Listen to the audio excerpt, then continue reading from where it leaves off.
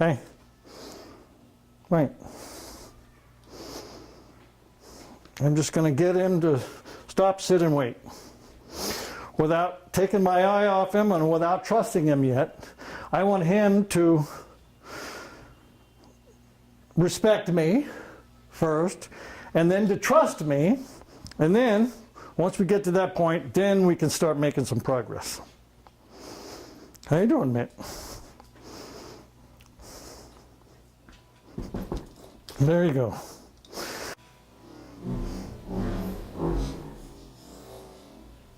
There you go. What I do is I bait him. He was sitting there nice and calm, looked like he was like, hey, this is okay, I'm good with this.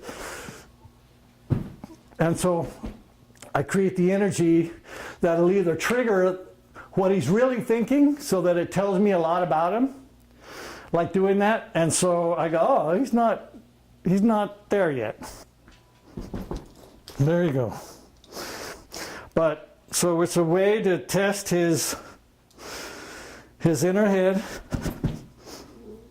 No, you don't get to bark or growl or nothing.